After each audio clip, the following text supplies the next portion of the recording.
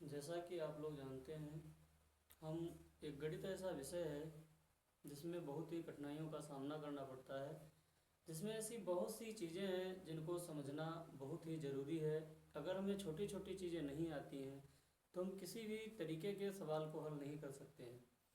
अगर हमें गणित में बेहतर और सही तरीके से पढ़ना है तो उसके लिए ऐसी तमाम चीज़ें हैं जिनकी जानकारी होना अनिवार्य है। छोटी छोटी चीज़ों को लोग समझने का प्रयास नहीं करते हैं, और जब कुछ बड़े क्लासों में पहुंच जाते हैं तो वही एक कठिनाई बन जाती है जिसके माध्यम से उनके समझ में नहीं आता है। तो हम देखते हैं, आज सबसे पहले कुछ हम ऐसी चीज़ें बताएंगे जिनके माध्यम से हम गणित को एकदम सरल तरीके से समझ सकें, और जो हमें आगे आने वाली समस्या है उससे भी छुटकारा दिलाने में मदद करती है। जैसे आज हम बताएंगे कि हम छोटे गुणनखंड, गुणनखंड विधि और भाग विधि, इनके माध्यम से कैसे हम इनको हल करते हैं, और जो इसमें वर्ग और या वर्गमूल जो होते हैं वो किस तरीके से ज्ञात किए जाते हैं, आदि चीज़ों पर चर्चा। तो देखते हैं, सबसे पहले हम छोटे कुछ अंकगणितीय गुणनखंड बताते हैं जिसका मतलब क्या होता है। जैसे हम देखें तो कोई भी पहले संख्याएं हों कैसी भी हों, उनको हम छोटे तरीके से पहले तो हमें वर्ग मालूम होना चाहिए कि वर्ग क्या होता है। तो हम सबसे पहले जो बताएंगे वो वर्ग बताएंगे कि वर्ग क्या है। वर्ग, वर्ग क्या होता है। इस वर्ग का मतलब है कि दो संख्याएं, मतलब एक चीज दो जगह पर हो।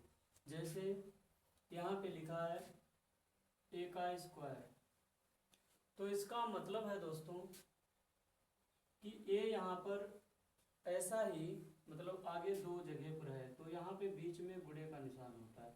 तो इस ए स्क्वायर का मतलब है कि ए दो जगह पर है। जैसे यहाँ पर ए की पावर अगर 3 कर दी जाए तो इसका वैल्यू मालूम होना चाहिए कि ए कितनी बार है, 3 बार।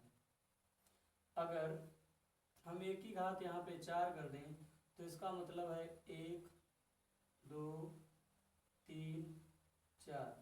ये मतलब इनका विस्तार का मतलब हो गया कि ए स्क्वायर है तो ये 2 बार है, अगर ए क्यूब है तो ये यहाँ पर 3 बार है, अगर ए की घात 4 है तो इसका मतलब ये यहाँ पर 4 बार है।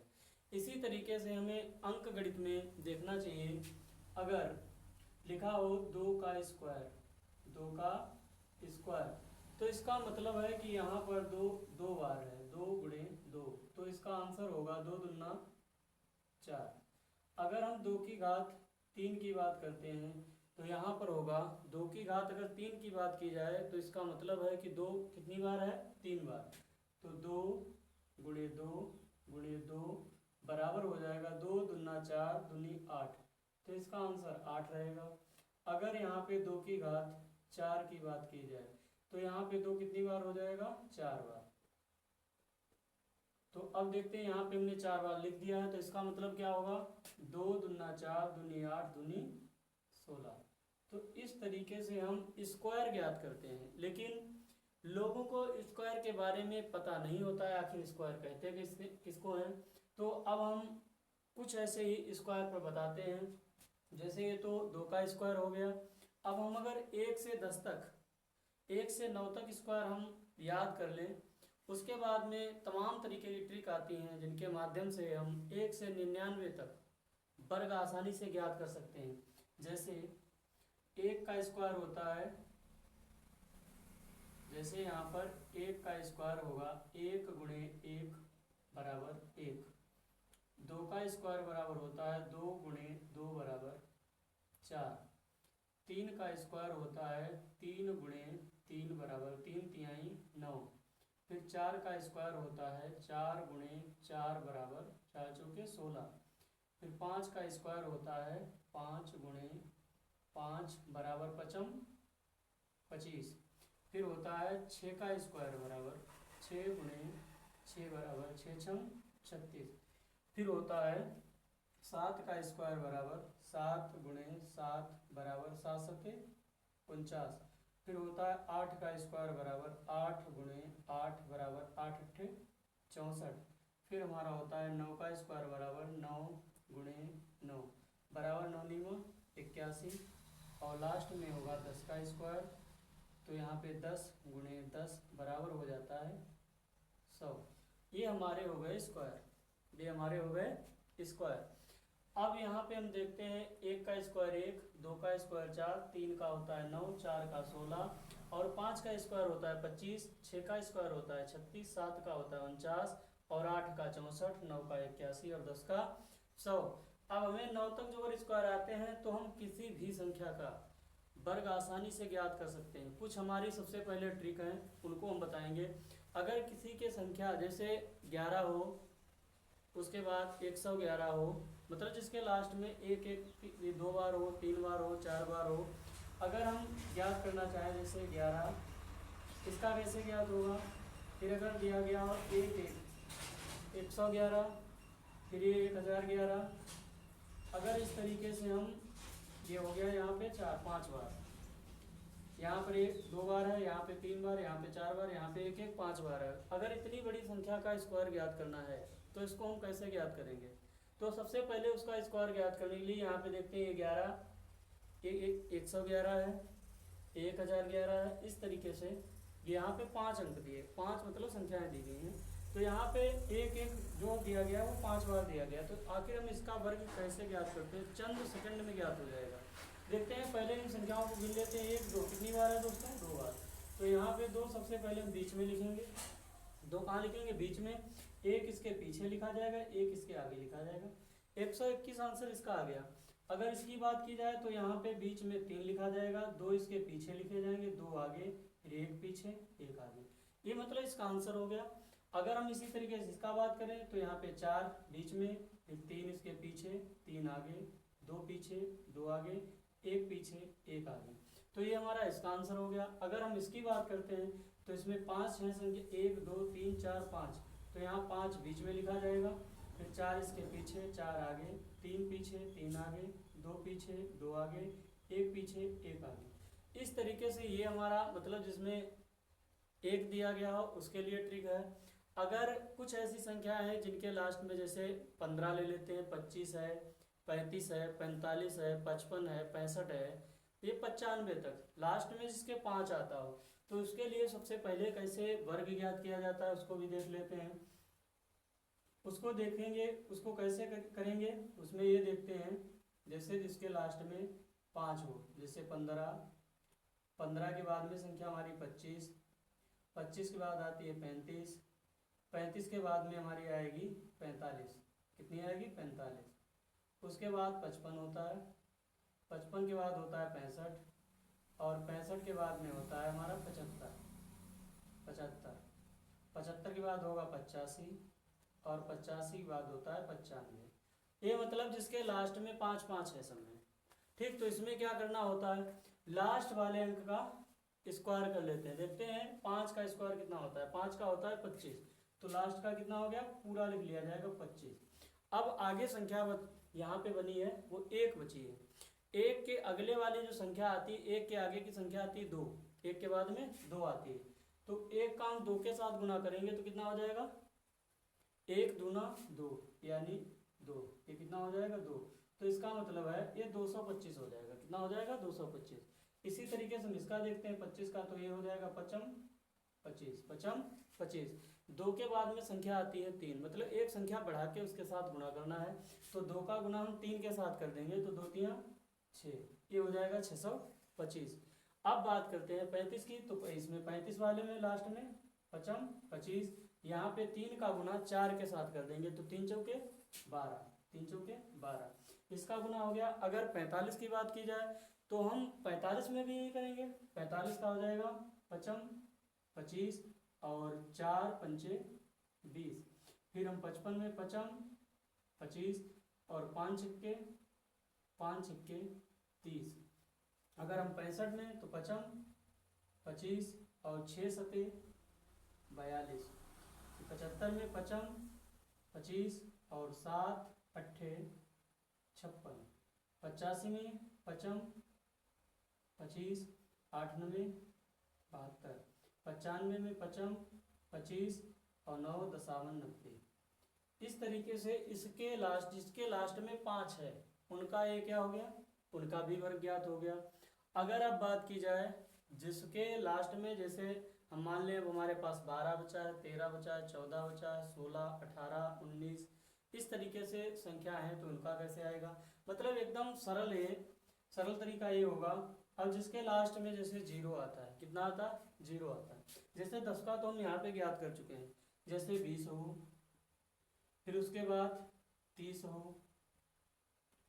40 हो, 50 हो, 60 हो, 70 हो, 80 हो और 90 हो। ठीक, और उसके लास्ट में 90 के बाद 100। ठीक, तो ऐसी संख्याओं का वर्ग कैसे ज्ञात करेंगे। देखिए सबसे पहले यहाँ पे 2 का वर्ग कितना दिया गया है, 4, तो हम 4 लिख देंगे। ऐसे लिखते हैं 20 गुणे 20 बराबर, तो 2 का गुना 2 के साथ 4 हो जाएगा। 1 जीरो ए तो कितना जीरो, 2 जीरो हो जाएगा, 400 हो गया। इसी तरीके से 30 का करते हैं, यहाँ 30 गुणे 30 कर लेते हैं, तो 3 तियाँ हो जाएगा हमारा 9, और कितना जीरो, 1 2 2 जीरो यानी 900।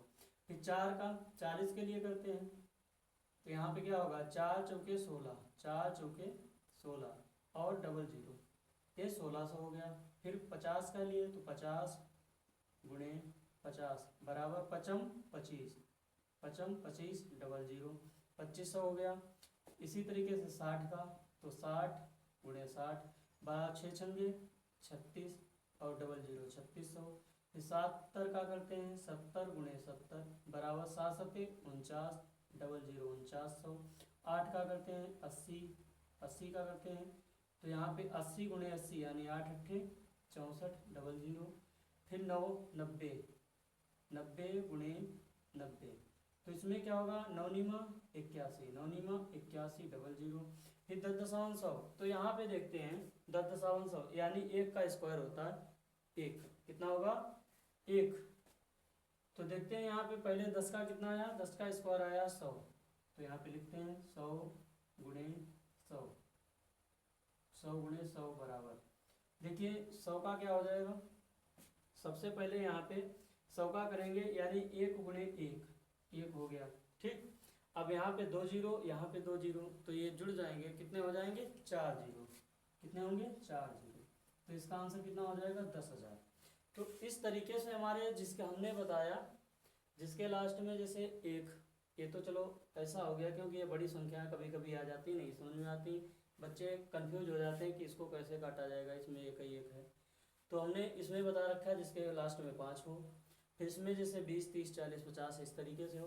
अब हम बताएंगे जिसमें जैसे 13 14 15 इस तरीके की संख्याएं हों, तो उनको हम कैसे मतलब वर्ग ज्ञात करेंगे।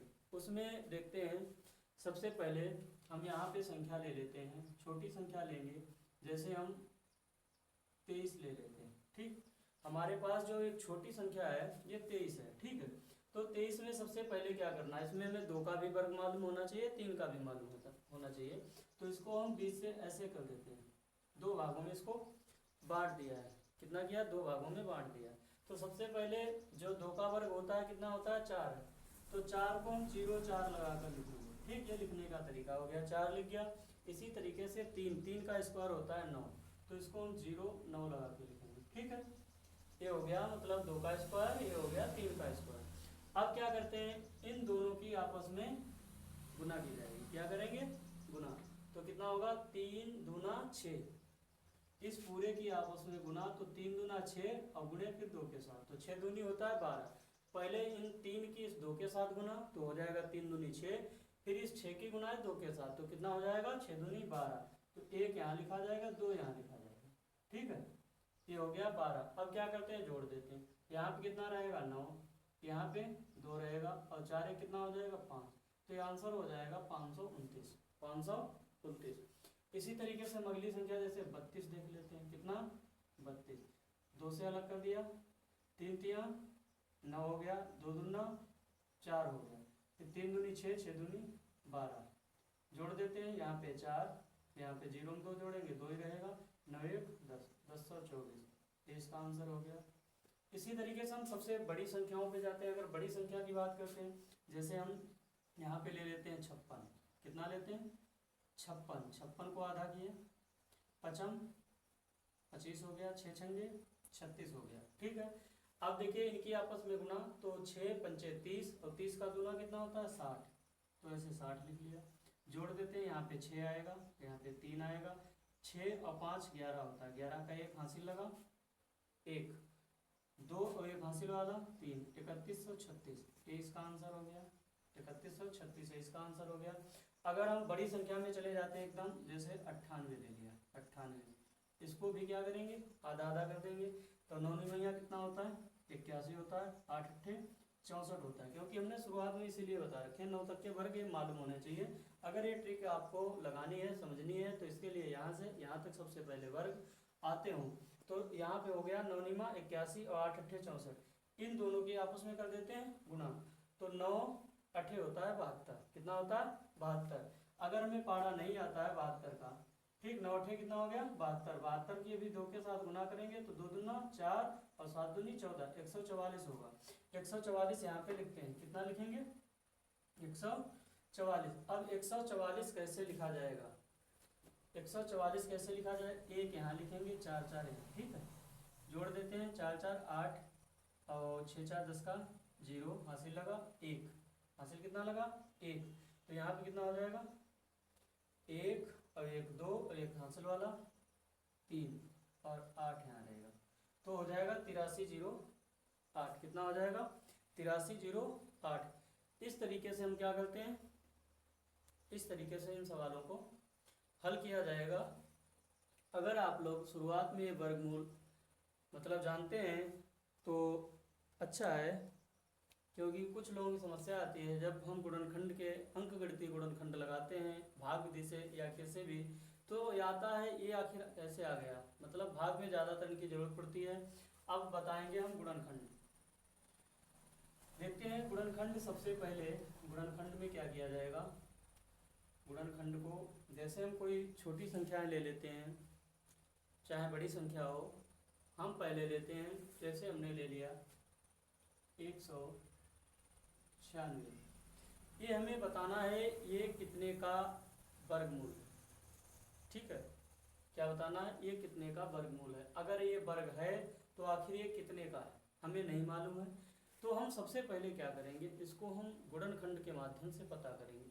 अगर गुणनखंड ये वर्ग होगा किसी का तो गुणनखंड के माध्यम से निकलेगा, नहीं होगा तो नहीं आएगा। तो सबसे पहले हम काटना स्टार्ट करेंगे, तो ये भी जान लेते हैं जिनके लास्ट में 0 हो 2 हो 4 हो 6 हो 8 हो, इस तरीके की संख्याएं 2 से कटती हैं। जिनके लास्ट में 0 मतलब 1 हो 3 हो 5 हो 9 हो 7 हो, इस तरीके की संख्याएं हैं तो वो संख्या 3 से कटेगी। और जिसके लास्ट में 0 हो 5 हो, वो संख्या 5 से भी कट सकती है, 3 से भी। चेक करना पड़ता है सबसे पहले, अगर हम लगाना जानते हैं तो चेक कर सकते हैं, ठीक है। तो अनिवार्य ये है 2 से कौन सी संख्या कटेगी, अगर जिसके लास्ट में 0 2 4 6 8 इस तरीके की संख्या है तो वो 2 से कटती हैं। अगर यहाँ पे आ जाए 1 3 5 7 इस तरीके की संख्या है तो उसको हम 2 से काटने का प्रयास नहीं करेंगे। देखते हैं 2 से काटेंगे तो 2 का पाड़ा हमें 19 तक पढ़ना है, तो 2 नीमा 18 होता है, यानी 9 बार जाएगा, 2 नीम 18। तो यहाँ पे 19 से जब 18 चला जाएगा तो बचेगा 1, 6 के पहले मान लिया जाता है लेकिन लिखा नहीं जाता है, तो 16 हो जाएगा, तो 2 8 16, ये आ गया हमारा 98। कितना आ गया 98। अभी भी यहाँ पे इसके लास्ट में 8 है तो इसका मतलब 2 से कटेगा, तो 2 चौके 8, फिर यहाँ पे 1 बच गया, इधर हो जाएगा 18, तो 2 नाम 18। अब देखिए इसके लास्ट में आ गया 3, 9 आ गया, कितना आया सॉरी 9 आ गया, तो 9 का मतलब क्या है, ये 3 से तो कट जाएगा, लेकिन पहली संख्या देखते हैं 3 का 3, यहाँ पे 1 बचेगा, इधर 19 हो जाएगा, तो 3 से नहीं कटता है। फिर 3 के बाद में अगर ये 3 से नहीं कटा है तो ये 7 से ही कटेगा। देखते हैं 7 का ये स्क्वायर भी होता है, क्योंकि यहाँ पर आपको दिखाया गया है, तो ये 7 सते कितना होता है 49 होता है, 7 सते 49। अब 7 1 का 7 कट जाएगा। तो गुणनखंड में वर्ग पता करने के लिए जिस संख्या मतलब जो भी काटा जाएगा उसको 2 का जोड़ा बना के छोड़ा जाता है। कितने का 2 का जोड़ा बना देते हैं, तो इसमें जोड़ा एक 2 का निकला, एक 7 का निकला, तो 2 सत्ते कितना हो जाता, 14। कितना होता, 14। तो इसका मतलब है जो ये आंसर, ये मतलब संख्या दी गई थी, ये कितने का वर्ग है, 14 का वर्ग है।